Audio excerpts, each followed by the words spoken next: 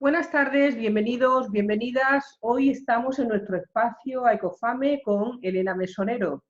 Ella es, voy a leerlo porque la verdad que es que Elena tiene una formación de verdad.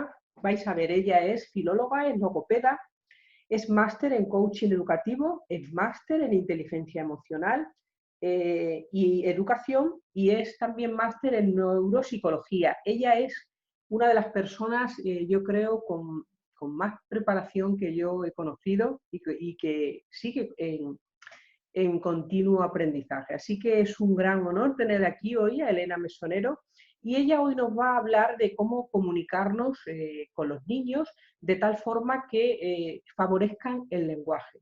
Yo creo que es un tema interesante para el desarrollo porque creo que es importante el hecho de no solamente comprender, sino también saber expresar y comunicarse, y ese va a ser el tema que ella nos va a ir desgranando. Ya veréis que interesante, sobre todo porque va a ser muy práctico y ella os va a decir y os va a guiar.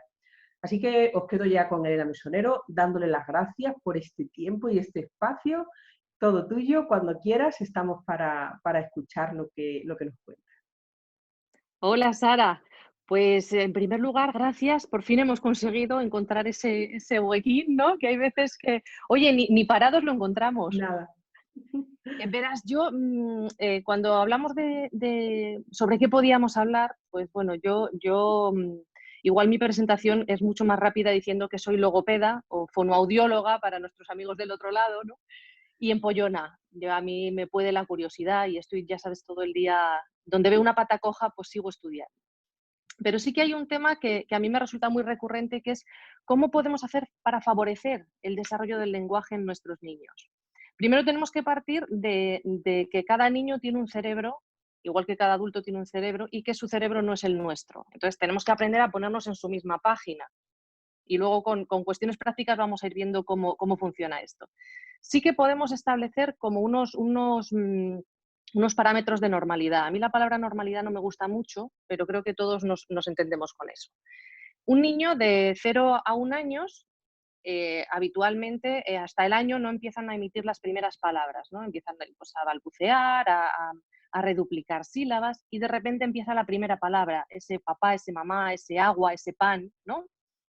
Entre el año y los 2 años, el niño cuando cumple los 2 años debería tener ya como unas 50 palabras que se le entienden bien. Y a partir de los 2 años también empezar a juntar dos palabras para hacer frases. Claro, no son las frases que hacemos nosotros. Entendemos una frase de niño de 2 años, juntar, por ejemplo, coche, papá, mamá, ven, cuestiones que a lo mejor a nivel morfosintáctico no están perfectamente hechas, pero ya va entendiendo que juntando palabras puede hacer uno una cadena para compartir más información, ¿no? A partir de los 3 años ya el niño es capaz aunque no articule de manera correcta todos los sonidos, sí que es capaz de hacer frases, de entendérsele perfectamente, aunque haya algún sonido que todavía, bueno, pues en el caso del español, bueno, la R, que es la más difícil, ¿no? Es la que suele quedar al final, aunque hay niños que a los 2 años la pronuncian perfectamente. Pero bueno, nos movemos en estos parámetros de normalidad. Luego cada cual tiene su cerebro y hay niños que su funcionamiento neurológico es diferente y funcionan de una forma distinta a nivel del lenguaje. Y entonces empezaríamos a hablar de retrasos en el desarrollo del lenguaje, de trastornos específicos del lenguaje, etc.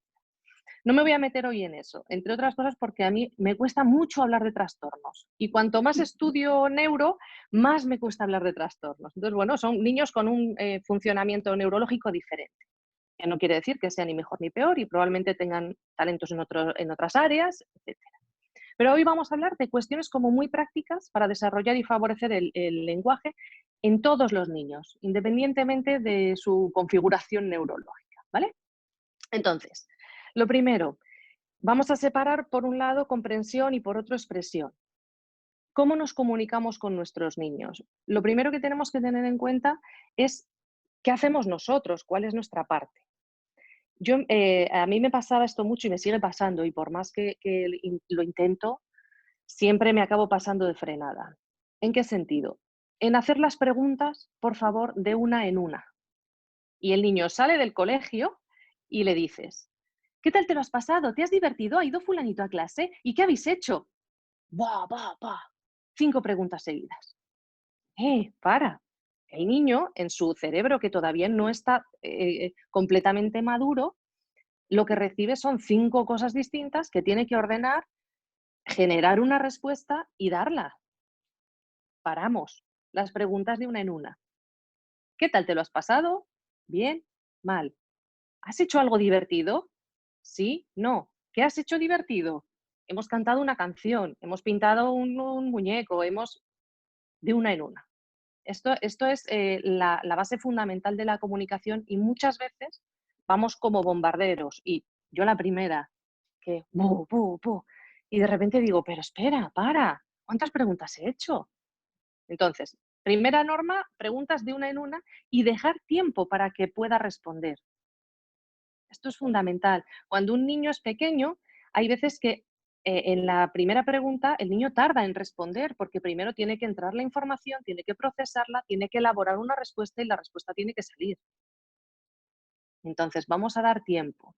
Vamos a intentar comunicarnos mirándonos siempre, ojo, respetando cuando el niño no quiere mirar. Hay veces que esto no se respeta. Lo que hay que intentar es establecer un canal de comunicación óptimo. No implica que tengas que estar todo el rato mirándote a los ojos. El niño puede estar jugando con algo manipulativo, con sus coches, y tú poder establecer un canal de comunicación bastante potente porque el niño precisamente está mirando a su camión. Entonces, cuando se pueda, nos miramos, nos bajamos a su altura. Es también importante que el niño no esté siempre, que su sistema de comunicación sea hacia arriba, ¿no? Intentar equilibrarnos, ¿no? En el momento que estamos equilibrados con el niño, ya nos empezamos a comunicar. ¿Por qué? Porque también el lenguaje se aprende por imitación. Nos ve mover la boca. Vamos a intentar hablar despacio, pero sin utilizar un lenguaje bebé. No utilizamos los diminutivos todo el rato. La manita, el librito, el platito, el vasito. El diminutivo se puede usar cuando es necesario. Yo puedo utilizar el botecito cuando hay el bote grande. Ahí tiene sentido. Dame el botecito, bien, el pequeño. Pero constantemente lo que hacemos, si lo utilizamos siempre, es que pierde el significado, pierde el valor de diminutivo. Entonces vamos a intentar frases bien hechas, frases bien estructuradas, no hay que comerse palabras, no hay que, si el niño dice coche papá, tú no tienes que decirle coche papá, tú tienes que decirle el coche de papá. Damos modelo correcto, igual que en las acciones, en el lenguaje hay que dar modelo correcto. Entonces, si recapitulamos, preguntas de una en una, importantísimo, dejamos tiempo para responder e igualamos. Con sentido común, si estás fregando un plato, tú sabes que hay veces que la vida diaria no nos da para estar todo el rato, te tira del pantalón y no te puedes... En ese caso, probablemente sea más útil decir, espera un momento que voy a terminar de fregar este plato y hablamos. El niño también tiene que aprender a esperar. Es importante que los niños sepan esperar porque de adultos muchas veces nos va a tocar esperar. Así que calma. Un segundo. También, fíjate, a mí que me gusta mucho el lenguaje y me gusta mucho atinar con las palabras precisas. Cuando, esto nos pasa a todos, cuando los hijos nos dicen, porque esto es algo que no está en mi currículum, pero tengo 3 hijos que son los que me han enseñado todo, casi mucho más que lo que he Maestro. estudiado, ¿no? Y cuando el niño está haciendo algo en una habitación de la casa y tú estás en otra, y de repente el niño te dice, mamá, que si puedo, tal, me ayudas a... Y le dices, voy, pero no vas. El, el- el niño no es que haya entendido mal, es que tú has dicho voy. Claro. Y voy es yo voy. Tiempo presente, ya, ahora. Claro, cuidado con las cosas que les decimos, porque a veces no acertamos en la palabra. Para el adulto, voy significa es ya iré cuando pueda. Claro, pero para el niño es voy, ahora, Claro. ya. Y entonces te vuelven a llamar, mamá, que vengas a ayudarme. Y tú dices otra vez, voy, pero no vas. Claro, Correcto. hay que acertar con las palabras. El niño acaba entendiendo que voy es no va a venir, o Claro, vendrá cuando pueda o cuando quiera. Pero al principio el niño eso no lo entiende. Es igual que el hablar con ironía a los niños. claro. Cuando el niño le pillas pintando en la pared y le dices, ah, muy bonito. No es que el niño entienda que le has dicho que está bonito, es que es lo que has dicho. Exacto. Hay que tener mucho cuidado con este tipo. Luego se va aprendiendo, lógicamente hay que adaptar a la edad de los niños, pero hoy que estamos hablando de los más pequeñitos, cuidado con ese tipo de cosas, porque si al niño le dices, pinta una pared y le dices, ah, muy bien, probablemente te pinte otra, porque se lo acabas de reforzar. Muy Entonces, curioso. vamos a tener, bueno, un poquito de tino con la forma que tenemos de expresarnos y con el vocabulario que ellos pueden entender. Yo siempre digo que los niños son muy buenos observando, pero son regulares interpretando. Sí. Y es que es así. Hay que tener cuidado con lo que se habla delante de ellos. Fíjate, con la situación que tenemos ahora mismo, hay que tener mucho cuidado con lo que se habla delante de ellos, de estos temas de la pandemia, del virus, porque ellos interpretan a su manera, con su bagaje cultural. Claro, nosotros somos nuestro cerebro y nuestras circunstancias. Y en el caso de nuestras circunstancias, pues el niño ha tenido muchas menos circunstancias por edad.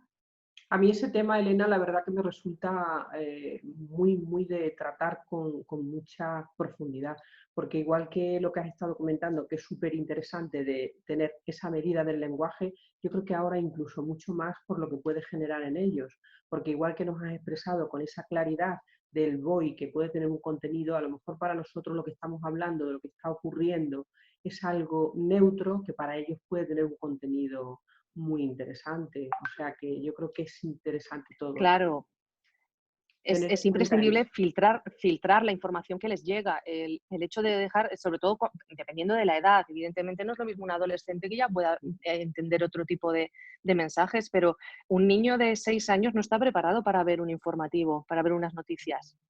Cierto. Porque interpretan la información de una manera distinta, porque su cerebro no puede interpretar la información de una manera igual a la de un adulto. O sea, estamos hablando de que el lóbulo, la corteza prefrontal no está todavía formada para emitir un juicio crítico, para poder saber qué parte de información es la que les válida, cuál es.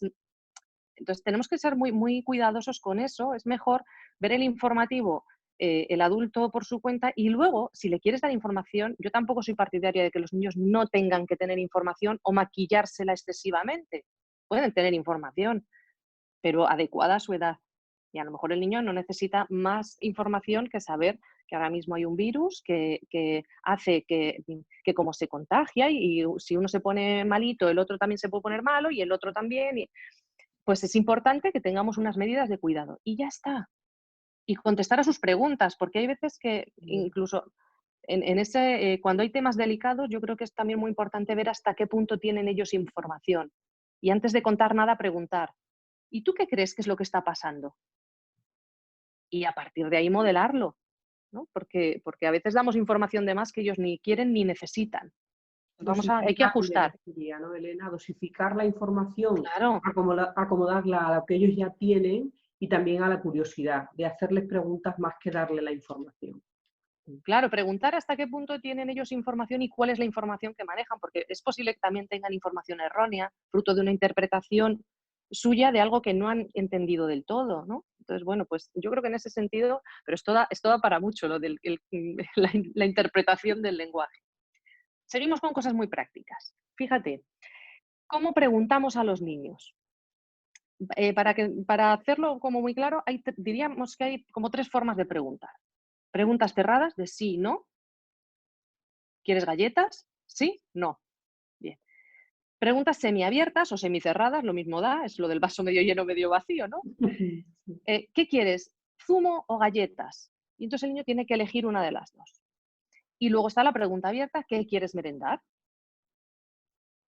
Y entonces ahí el niño de su cerebro tiene que extraer algo que sirva como merienda y producirlo. ¿Cómo podemos secuenciar esto?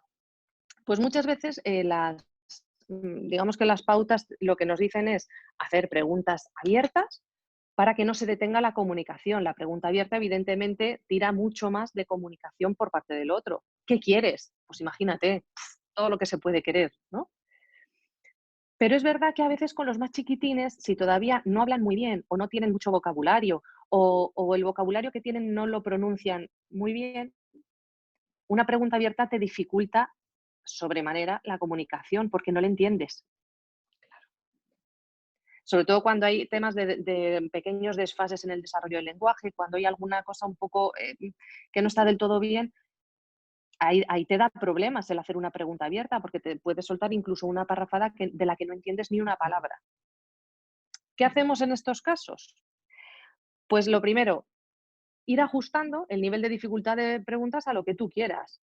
Si lo que quieres es plantear la merienda y el tema de la merienda tampoco te preocupa demasiado, que sea una situación comunicativa muy espectacular, pues a lo mejor puedes preguntarle directamente qué quieres, zumo o galletas, o directamente quieres galletas y ya está. Y no complicamos algo que es casi automático, una rutina muy, muy automática, ¿no? De acuerdo. En el momento en el que quieres hacer pregunta abierta, si te arriesgas a que no le entiendas prácticamente todo, picardía, picardía, que está muy contento y te cuenta algo así muy bien, pero no has entendido prácticamente nada. Estamos hablando de niños que tienen una pronunciación muy, muy defectuosa y bueno, pues que pueden dar más dificultades en este sentido. Pero en ese aspecto, picardía, que te lo cuenta fenomenal y como contento. O sea, lenguaje no verbal, vamos a observar. ¡Ah, qué bien! Oye, pues fenomenal. Das una respuesta, un feedback para que no se detenga la comunicación, que sea acompañando eso que tú percibes. Y si viene así un poco mustio, tristón y te cuenta algo medio enfadado, tal, pues puedes decir, bueno, no pasa nada, ya verás cómo. Y ya está. Conectar, entiendo, ¿no, Elena? Con la emoción que Claro, el niño tiene, aunque claro, digamos que el contenido no lo hayamos entendido, para no generar claro, ese no te entiendo, que sería, yo creo, lo claro, menos adecuado. claro. El no te entiendo, muchas veces caemos en eso. No te he entendido, repítemelo. Es que si el niño te lo supiera decir mejor, lo diría bien desde el principio. Está claro. Entonces, el no te entiendo, yo muchas veces lo cambio, fíjate lo que hablamos de la importancia de elegir bien la palabra, por no te he oído. Distinto. Cuando yo te digo no te entiendo, digamos la culpa, no me gusta mucho la palabra culpa, pero la responsabilidad es tuya. Correcto. Si yo te digo no te he oído bien, soy yo la que no oye, no es que tú lo hayas hecho mal. Entonces, eso sí que te da pie a que te lo puedas repetir para ver si entre una repetición y otra, como, ¿sabes? Como cuando haces un listening de inglés, que te lo pones 200 veces para ver si a la cuarta o la quinta algo pillas, ¿no? Pues un poco es el mismo sistema, es decir, a ver, que no te he oído, ¿cómo? Y entonces te lo repite. Si a la segunda no has captado más información, déjalo. Puedes incluso pedir, en lugar de una repetición, puedes incluso pedir, ah, sí, pero a ver, y yo, que no me he enterado yo muy bien, ¿y qué será? ¿Y estará por aquí? ¿Estará por allá? Para que te lleve al objeto que quiere, a lo que te está contando y poder un poco por el contexto adivinar. Jugamos con la ventaja de que un niño de 3 años no tiene una vida tan intensa como para contarte algo que esté muy lejos de su contexto. Busca Entonces, cerca, busca busca cerca, ¿no? cerca, eso es, busca cerca. Tiene que estar por allí, porque hay veces que cuando les dices, ah, sí, muy bien, y el niño lo que te está pidiendo es algo, se te queda con cara de, esta no es la respuesta que yo esperaba. Estoy preguntando por dónde está mi camión rojo, el que tiene las ruedas grandes, y entonces el niño te lo vuelve a repetir como diciendo, no, no, ah, muy bien, no, Lenguaje que no verbal, muy importante, ¿no? quiero esto. Entonces, si localizas que lo que te está pidiendo es algo concreto, que te lleve. ¿Y dónde estará? ¡Hala, jugamos a los detectives! Y en los casos en los que ya es imposible y entras en un bucle de no te entiendo, el niño te lo repite y no sigue sin entender lo que te está diciendo, y corta situación comunicativa. Y de repente le dices, un momento, que me hago pis, y desapareces. Sal de ahí, te metes en el cuarto de baño, empiezas a. Porque muchas veces lo que pasa es que confrontamos y te metes en un bucle que no, te obcecas, no sé lo que me está diciendo. Y a lo mejor luego por la noche acuestas al niño, le das las buenas noches, le cuentas el cuento, te sientas en el sofá y dices, el camión, me estaba pidiendo el camión. Porque el cerebro de repente ¡pum!, bloquea y necesita para decir, era el camión. Entrar en esa calma necesaria que se nos olvida cuando estamos obcecadas ahí en querer adivinar. Y le estamos generando de esa manera como que eres tú, ese giro de Claro, me hago responsable, no te escucho, soy yo la que tomo la responsabilidad, que en realidad esto es lo genuino, ¿no? Que sea el adulto, la persona que está ahí gestionando esa situación, que no le genere más malestar, ¿no?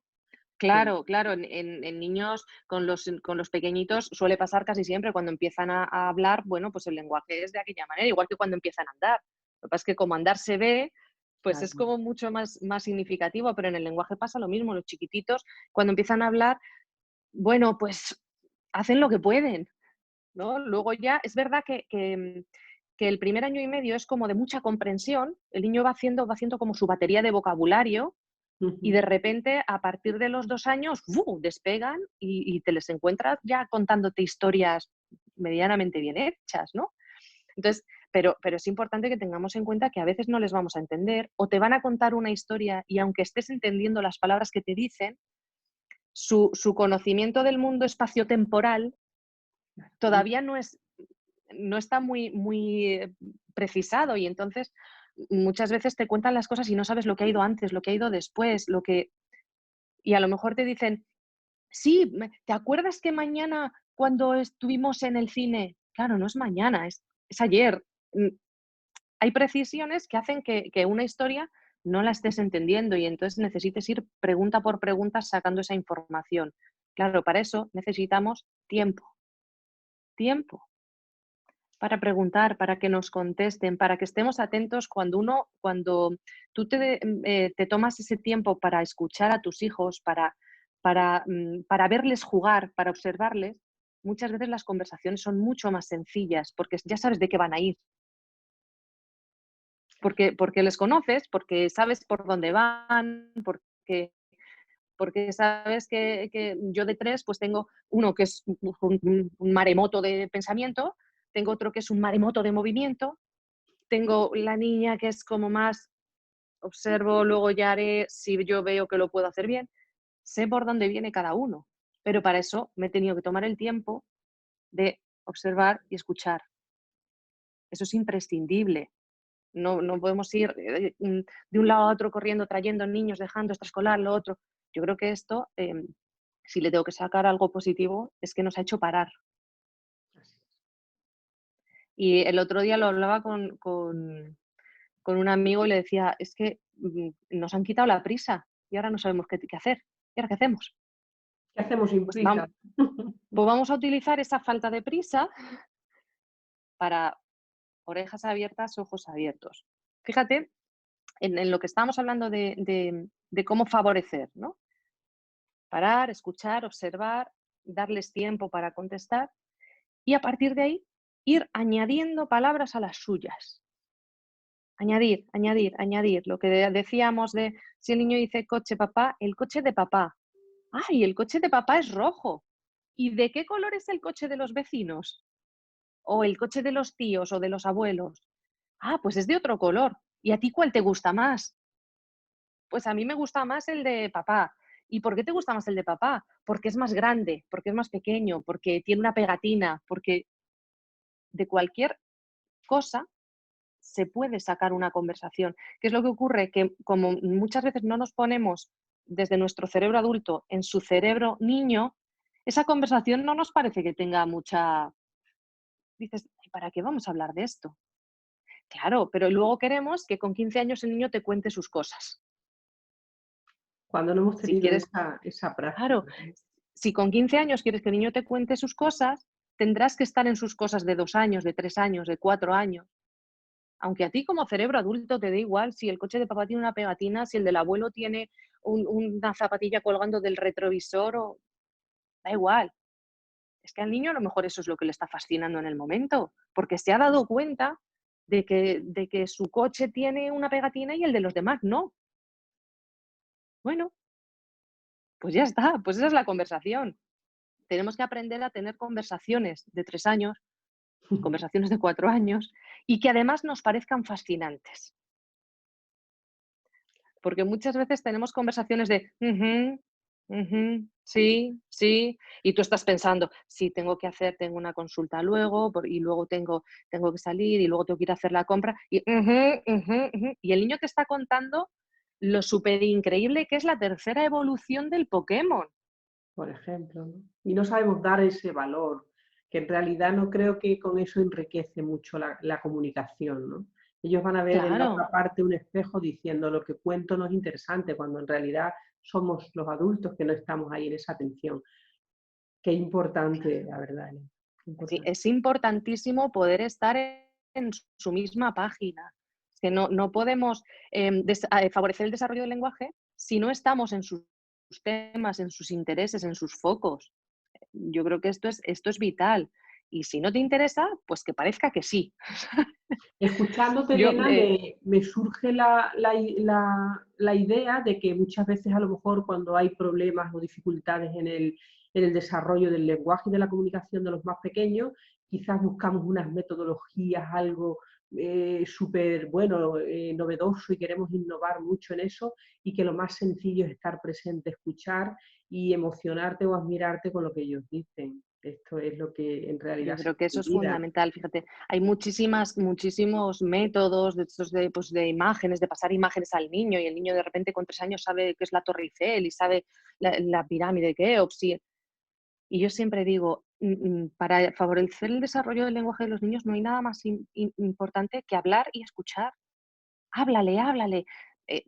Con los más pequeños, fíjate, y pasa también con los niños que son parcos. Luego hay gente que a nivel lingüístico es más prolija y los hay más parcos. Y entonces hay niños que pueden estar jugando a su aire y no hablar prácticamente nada o hablar muy poco, y otros que están con los muñecos y están haciendo la conversación y les estás escuchando, ¿no? Pero hay veces que con los niños parcos ocurre una cosa, que se les habla menos, porque como ellos no hablan, pues yo he tenido en consulta familias que me decían que podían estar una tarde entera con sus hijos en casa y no cruzar palabra, porque también va un poco en rasgos de personalidad, ¿no? Hay gente mucho más comunicativa, más lingüística, y hay gente que es menos, y no pasa nada por ello. Pero cuando estamos hablando de desarrollar una determinada capacidad, tenemos que ser capaces de incitarla, de provocarla, ¿no? Claro. Aunque luego cada uno, luego hay gente que es más callada, hay gente que es más habladora y no pasa nada. Pero Sí, pero estamos en ese hablando de caso también entiendo, Elena, porque yo estoy ahí tratando de quedarme con todo lo que me estás contando, que es súper interesante. El hecho de que si ya has hecho esa pauta de escuchar y de seguir también digamos, su forma, como tú has dicho, tienes 3 hijos, cada uno es distinto, ahí es yo creo donde viene lo de no se puede educar a todos los hijos de la misma forma, pero tener en cuenta, es decir, la necesidad y entiendo que el retarles, ¿no? El sacarles un poco de la zona cómoda, yo es que soy así, hablo menos, soy más parco en palabras, o yo soy muy habladora, ¿no? Entonces, es decir, ponerle a cada uno un poco de reto en función de lo que se observa que ya tiene esa tendencia, ¿no? Eso yo creo que es claro, una pauta muy... fíjate, para que el niño quiera hablar, lo primero hay que también despertar la curiosidad. A ver, el niño es una máquina de curiosidad por sí. El ser humano es curioso por naturaleza. O sea, si no, no hubiéramos llegado nunca a donde estamos, ¿no? Yo creo que la curiosidad está ahí siempre, siempre latente. Pero hay veces que hay que chinchar un poco y hay que incitarla, ¿no? Y también estar un poco atentos, igual, a sus focos de curiosidad. Quiero decir, lo que decíamos de los métodos estos así como de imágenes, y al niño le das un montón de vocabulario, y de repente el niño, tú le ves que está con una miga de pan, con una pelusa por el pasillo que ha encontrado, que es la típica pelusa que siempre encuentran los niños, sobre todo cuando tienes visita en casa, ¿sabes? Que tú tienes la casa muy limpia, pero el niño te Siempre hay encuentra una la pelusa pelusa indiscreta. y te viene con ella para... Y claro, es que eso es lo que le ha interesado en el Me he llamado. momento. Entonces, tienes dos opciones. Una, decir, uy, quita, vamos, lávate las manos, ándate. O tienes la opción de decir, oh, ¿qué es eso? Pero vaya, eso es una pelusa. ¿Y de dónde habrá salido? ¿Y por qué habrá llegado a nuestra casa? A lo mejor viene viajando de otro sitio. O no, yo creo que, uy, no, yo creo que esto es verde, a ver si va a ser de un jersey mío. Estimular, ¿no? Ahí puedes generar una conversación increíble, de una pelusa, de una miga de pan, de ¿quién puede comerse esta miga de pan? Pues será para un pájaro muy, muy, muy pequeño, porque si es un pájaro muy, muy grande se quedará con hambre. O, claro, fíjate todo lo que puedes extraer de esa curiosidad, de ese foco de interés que de repente el niño ha encontrado y a ti te parece una cosa absurda. ¿Por qué? Pues porque tienes una edad en la que las pelusas solo te interesan para barrerlas. No tenemos muy buena Y relación con eso. claro, y y hay que acompañarle en eso. Luego, otra cuestión es que tú le des, además de sus focos de interés, otros para que, bueno, el abanico cada vez sea más amplio. Pero hay que aprovechar las cosas que les motiven. Y al que le motivan las canciones, coge las canciones y aprovéchalas. Y que él cree una canción. Y hay niños muy musicales y otros que son menos musicales. Pues el que es muy musical, la música es un lenguaje. Vamos a aprovecharla también para eso. Vamos a aprovechar los cuentos. Y el cuento no hace falta que solo se cuente así una página y otra página y colorín colorado. No, el cuento a mitad de cuento se puede cerrar y decir, ¡oh! ¿Y ahora qué va a pasar? ¡Uy, qué lío! Verás tú. Claro, y el niño pueda generar su final distinto, o terminar el cuento y decir, ah, pues a mí este final no me ha gustado, a mí me hubiera gustado mucho más que el lobo se hubiera comido a, yo qué sé, ¿no? Abrir otras Siempre, posibilidades. Sí. claro, yo creo que sí, es importante, hay veces que igual que hay que estar atentos a escuchar y ver qué proponen ellos, a mí me pasa constantemente en el trabajo, yo cada vez hago menos porque ellos cada vez hacen más. Es que me proponen juegos y cosas que son infinitamente mejores de las que yo les vaya a proponer, porque sale de su punto de nivel en el que están. Y eso es súper importante. Los adultos a veces proponemos cosas de le he comprado un juego genial, que además en el juego pone en la caja que esto desarrolla la capacidad creativa, el no sé qué, el no sé cuántos, el tal, ta, ta. Y dices, guau, con este juego yo, bueno, mi hijo va a ser el más listo del colegio. Y se lo das y el niño juega con la caja. Que es lo más interesante. Claro, es que la caja pueden ser mil cosas y el juego que le propones solo es un juego. Y a lo mejor le presenta dificultad en cuanto a su nivel, que era lo que decía, estar muy atentos también a qué nivel, dónde parte, a sus intereses. Claro, un poco lo que llamamos las zonas de desarrollo próximo. O sea, tú tienes que ver en qué círculo concéntrico está el niño y ofrecerle algo que esté en el inmediatamente siguiente. No puedes saltar 4 círculos más para allá porque el niño no va a ser capaz de seguirlo. Tienes que ir paso a paso, seguir viendo cómo va evolucionando y a partir de ahí ir tirando un poco de la caña, ¿no? Es como ir a pescar. Tú tiras la caña y vas, venga, venga, venga, venga. Y generar lenguaje a partir de ahí. Pero yo creo que si uno va con la firme proposición de escuchar, de hablar y de equilibrar el punto de partida, es súper sencillo, es muy fácil.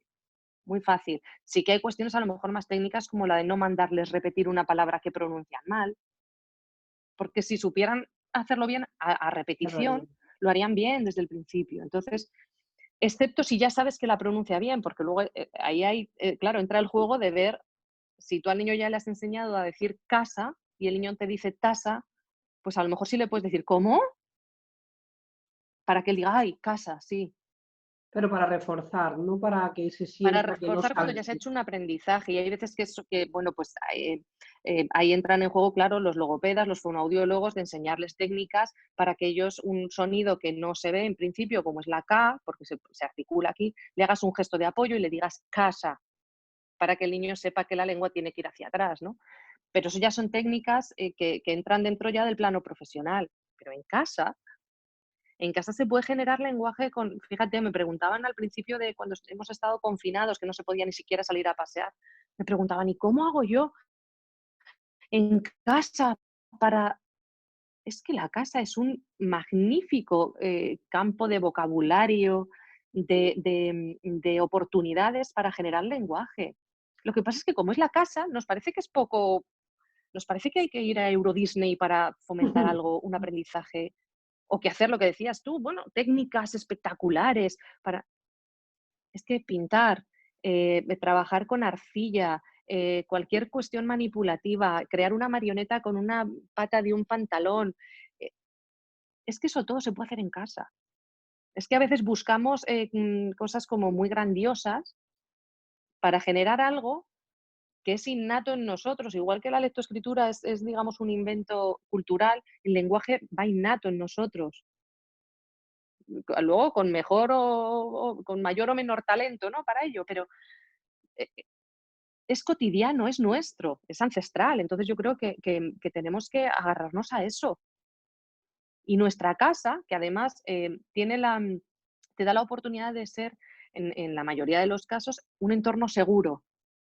Claro. Y eso es genial, porque si tu casa, tu familia es un entorno seguro, tu cerebro estará relajado, puede entrar información, puedes tener la confianza de generar respuestas que no se van a juzgar, que no se van es que es un entorno fantástico para desarrollar Crear ese lenguaje y contexto, tienes ¿verdad, vocabulario. Elena? De confianza, ¿no? Claro, Entiendo. Es decir, genérale la confianza más allá de que pueda o no conseguir el reto o la meta que te propones, de que pronuncie tal o cual palabra, sino empezar también un poco por esa, créale el contexto seguro, de que no se le va a juzgar, de que no se le va a hacer sentir mal y que dé oportunidades, quizás muchas veces nos pasan desapercibidas, claro. la verdad. Claro, yo creo que, sobre todo para los más pequeños, claro, probablemente los adolescentes estando en casa necesitan una red wifi para poder alimentar la curiosidad, ¿no? Porque a lo mejor la casa sí les queda pequeña, pero los chiquitines, o sea, hasta los 6 años, ese apego, es que eso sucede en casa, eso sucede en la familia. Yo creo que eso es muy importante que lo tengamos en cuenta, que a veces necesitamos y que está muy bien, porque hay veces, yo Sara, ya sabes que soy los temas de coaching, hay veces que soy muy crítica y digo, pues si en la zona de confort sí está bien, porque tenemos que estar todo el día saliendo. No es Para los necesario. chiquitines, Y la sobre zona de confort, todo, Elena, claro, con lo de la zona de confort, a mí me ha tocado mucho, que me parece que es interesante lo que has dicho, de tener muy en cuenta lo de que ampliar la zona de confort no es solamente la meta, sino de ver en qué medida le vas a dar los recursos para que esa zona se vaya ampliando sin que lo lleves a una zona donde realmente te encuentres que no avanza, porque quizá lo hemos sacado demasiado de esa zona. Tener en cuenta también eso, me parece que eso que lo has puntualizado claro, muy bien. en la zona de confort se pueden hacer cosas muy interesantes, porque Sí, el cerebro trabaja desde la calma, desde la seguridad. Y eso es muy interesante. Los adultos estamos un poco todo el rato como, te creas una zona de confort, tienes que salir de ella, sales de ella y te creas otra nueva y tienes que salir de ella y te creas otra nueva y estás todo el rato que parece una huida hacia adelante, ¿no? Yo creo que son importantes, en los niños son importantes, pero en los adultos también, tener lo que yo llamo las etapas de barbecho, de meseta, disfrútalo, venga, y que ya te ha aquí costado, ¿no? vamos a integrar lo que hemos aprendido. Claro, vamos a integrar lo que hemos aprendido, vamos a ver si se puede refinar, vamos a ver si... Pero la calma nos falta muchísimo. Yo creo que... Y la sociedad nos invitaba mucho a correr y ahora esta situación a nivel mundial nos invita también a parar y yo creo que eso es muy importante. Y en los niños es muy importante. Uno no puede atiborrar el cerebro de un niño de 3 años con millones de cosas que no puede gestionar, porque neurológicamente no las puede gestionar. Y no puedes pedirle a un niño de 3 años que se porte bien. ¿Qué es portarse bien? Entiende, no tiene contenido todavía de esto. Lo que tú consideres. Exacto. Claro, portarse bien, ¿qué es? Lo que yo considere, que es que si voy a un restaurante estés sentado y no te muevas. Ya, pero es que él tiene 3 años, eso es portarse bien para mi cerebro adulto. Su cerebro adulto probablemente con 3 años portarse bien sea dedicarse a investigar y a explorar todo el restaurante.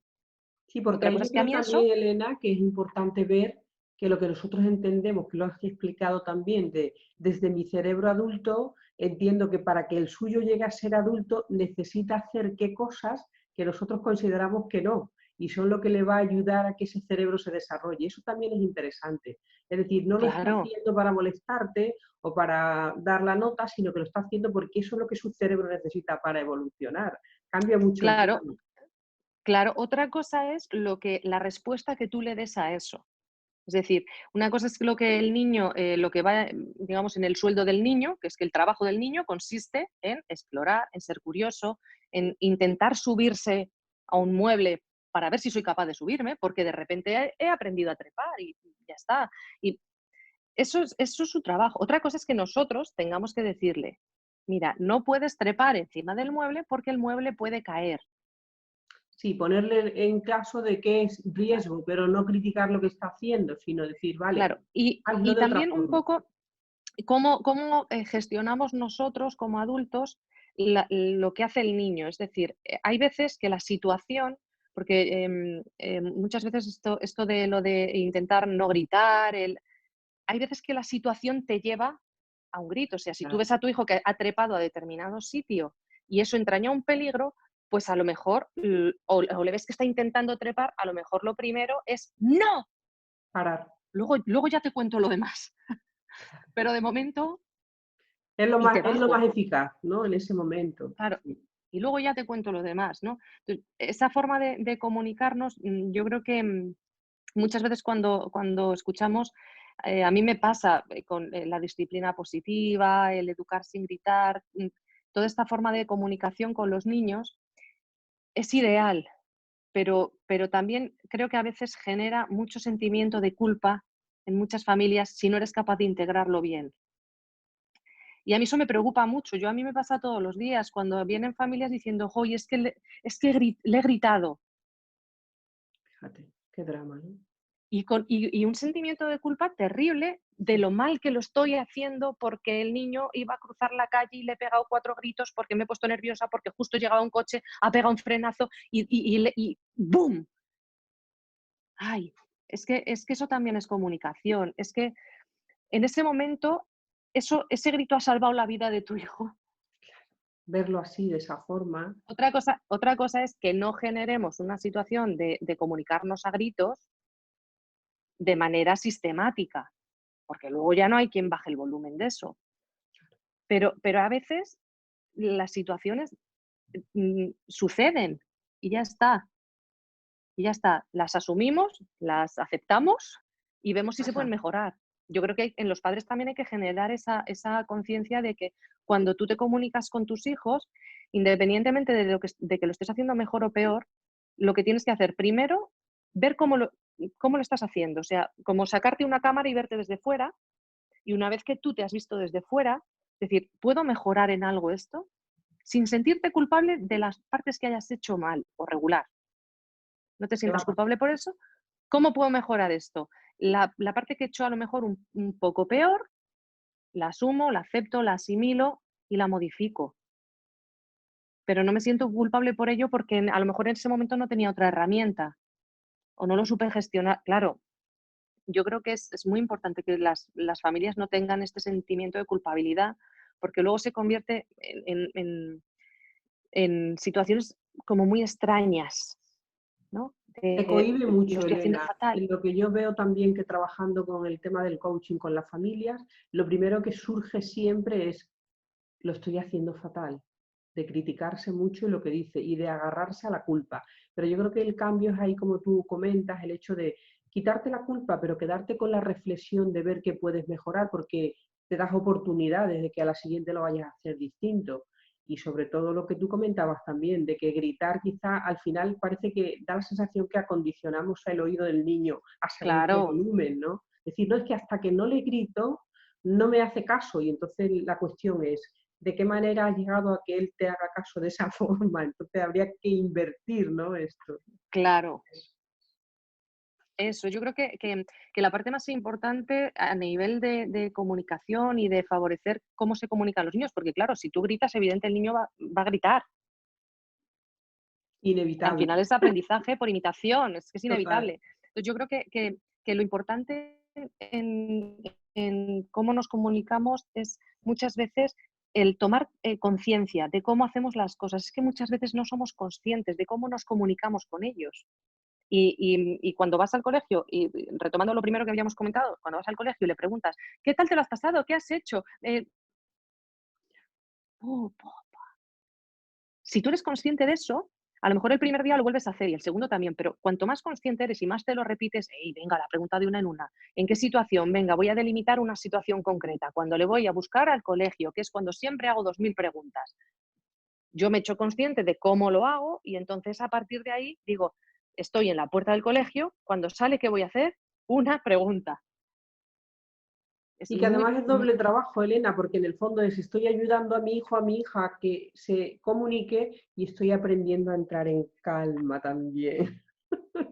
Una pregunta cada claro. vez, darle el espacio y acomodarse. Yo creo que eso a mí me llama muchísimo la atención, lo de acomodarnos a sus ritmos, a ir a su forma de Eso es, pensar. yo creo que es imprescindible. Fíjate, igual que el ser capaces de poder canalizar y saber o localizar cuando el niño te está atendiendo. Porque muchas veces pasa que tú haces una pregunta al niño y no te contesta. Y entonces tú ya empiezas a... Y se lo preguntas otra vez y no te contesta. O se lo preguntas otra vez y el niño te dice que sí, pero luego no hace lo que tú le has pedido, ¿no? O sea, por ejemplo, pues llegar a casa, pues ya es la hora de cenar, ponerse el pijama. Y tú desde la cocina dices, ponte el pijama. Y te asomas y el pijama no está puesto. Y vuelves otra vez, ponte el pijama. Y te asomas y el pijama no está puesto. Y entonces, ponte el pijama y te dicen que sí. Y el pijama no está puesto. Y entonces tú vas y le dices, ¿te puedes poner el pijama, por favor? Y entonces el niño se te queda así mirando como diciendo, si es la primera vez que me dices esto. Porque el niño estaba jugando con sus cacharros, porque estaba en ese momento, había visto en un libro algo que le interesaba, porque estaba pensando en sus cosas. Claro, si tú quieres asegurarte que se ponga el pijama, igual lo más útil es decirle, ponte el pijama y que de repente le digas, ¿sabes lo que te he dicho? ¿Qué es lo que te he dicho? Si el niño te dice que me ponga el pijama, ahí ya no tiene excusa si no se lo ha puesto. Ahí hay algo más. Hay que asegurarse de que están en el mismo canal. Es que tú puedes estar diciendo, ponte el pijama en este canal y el niño está en este. Y entonces el canal es paralelo, No le llega, no le llega. claro, porque además lo que le estás pidiendo es algo mucho menos fascinante de lo que está haciendo él. Entonces, asegúrate de que si es algo muy importante, es importante que te asegures si la información ha llegado de la manera correcta. ¿Cómo te aseguras? Preguntándole qué es lo que te he dicho. Que me ponga el pijama. Perfecto. Y si aún así eso no se da, porque es más interesante otra cosa, secuénciaselo, párteselo en cachos. A ver, quítate los zapatos. Se quita los zapatos. Por favor. El jersey, ponte la chaqueta, el pijama. Secuencia. Es muy importante que el pijama es que es una cuestión como muy sencilla de ver, ¿no? Pero en cualquier aprendizaje, secuénciaselo, párteselo en trozos. Porque a veces el todo es una bola que no pueden tragar. Mientras que partido en trocitos, ¿qué necesitamos para partir en trocitos? Tiempo. Eso que ahora, como tú decías, no teníamos, pero ya estamos teniendo. Y sobre todo también ser consciente de que si estoy haciendo algo que me Claro, interesa, no me saques de pronto, dame un tiempo para que yo vaya saliendo, que eso también. Decir, o me claro, lo es hace que, más atractivo lo de ponerme el pijama o esto me interesa más. Es que ahí es... claro, pero es que para todo necesitamos tiempo y nos hemos metido en una historia de prisa y de rapidez que a veces, pero es que necesitamos tiempo, es que el cerebro necesita tiempo para aprender y para hacer las cosas, tiempo, repeticiones, investigaciones, experimentación, y eso lleva tiempo. Entonces, tenemos que asumir que lleva tiempo. No podemos intentar que nuestros hijos no sean competitivos cuando la orden es el primero que se ponga el abrigo, gana. No, tiempo, tiempo. Nos vamos a poner el abrigo y el abrigo se pondrá cuando se ponga. Claro, y si tienes prisa, pónselo tú. Y sal de casa. Y ya está. Ve a lo seguro, ¿no? En ese caso. Claro, yo creo que muchas veces la forma de comunicarnos con nuestros hijos es demasiado invasiva y demasiado mediada por la rapidez, por la inmediatez, por Rápido. el Si yo te puedo contestar muy rápido, tú me tienes que contestar muy rápido. Claro, pero es que yo te contesto muy rápido desde mi cerebro que lleva hablando 40 años. Ah, llevo generando lenguaje un montón de años. Y ellos no, ellos vamos a intentar pensar en que para ellos es un aprendizaje tan novedoso como podría ser para mí, pues, ¿qué te digo yo? La física cuántica. Necesitaría tiempo para contestar. Y luego hay otra cosa, para ir terminando, que es súper importante, que es que no olvidemos jamás que son niños y Claro. necesitan jugar y actividades que les atraigan. Está. Y eso es muy saludable, ¿no, Elena? Que eso les llame la atención, que es lo que toca en esa edad. Claro, Es así. y dejemos que los niños sean niños. A mí me da mucha pena ver cómo muchas veces intentamos que nuestros hijos sean ya adultos, Cierto. porque es la forma de, no me gusta mucho la expresión, pero de que nos molesten menos. Sí, sí, sí. Porque también No, es verdad que el educar es bastante agotador, que hay que decirlo también, hay que claro, estar claro, entendiendo que nos agota, nos cansa, que requiere claro, mucho esfuerzo, pero eso no quiere decir que lo convirtamos en lo que es claro. el Y desatender. fíjate, hay una cosa muy interesante, lo que decías, que es agotador y que lo asumamos los profesionales que nos dedicamos a tratar con niños. Yo creo que es imprescindible cuando te llega una familia el ser capaces de decir, no te preocupes, te comprendo, te entiendo, a mí también me pasa. La Y yo naturalidad. se supone que estoy formada en esto y también hay días que acabo hasta aquí de mis hijos y no pasa nada porque el propósito es mañana hacerlo mejor y ya está. Yo creo que eso es muy importante cuando nos relacionamos con familias, el poder, siempre y cuando evidentemente no haya situaciones así como muy extrañas o Sí, en casos situación ya de familia puntuales. normal, efectivamente, o sea, Casos casos puntuales en los que puede haber un maltrato, puede haber, bueno, situaciones un poco ya mucho más delicadas, pero en situación normal todos metemos la pata y eso es súper importante que las familias lo sepan. Incluso los que nos dedicamos a, no, a que otros no metan la pata. no, no nos libramos de ahí, no nos libramos. No, y eso es, yo creo que es muy sano compartirlo, porque las familias de repente entran en un estado emocional de relajación y de decir, bueno, pues yo creo que a esta persona le voy a poder contar, porque es súper importante. Yo cuando me llegan familias, mi intención es que no me mientan, No ayuda, ni les ayuda tampoco. que Y me además, cuenten lo que hay y a partir de ahí construimos, pero para eso tienes que generarlo. Y yo creo que es importante que los profesionales que trabajamos con familias y con niños podamos generar también esa zona de confort en la que uno pueda coger y decir, mira, pues como si me estuviera tomando un café con un amigo, te voy a contar que lo que me ha pasado ayer con el niño, que le des esa confianza. Y yo creo, claro, yo creo Elena, eso. que en este tiempo que, bueno, que has compartido, ya nos hemos dado cuenta, ya las personas que nos están viendo se han dado cuenta de que no solamente eres una gran profesional, sino que eres una extraordinaria persona que tiene todas esas habilidades y competencias para acompañar, pero también, sobre todo, que tiene la honestidad y la naturalidad de decir, tengo 3 hijos y aquí vengo a recordar algo que fue, que me impactó muchísimo, fueron esas palabras que tú dijiste la primera vez que te escuché en una de las ponencias que dijiste, soy Elena Mesonero, soy logopeda y soy madre y grito a mis hijos. Y eso la verdad que me ¿Verdad? tocó porque en realidad creo que es la forma de entender que ser padre, ser madre no es nada fácil, requiere de mucho esfuerzo, pero para eso tenemos a las profesionales como Elena Mesonero, que cuando llegada el caso y la situación nos van a ayudar y nos van a dar esa calma.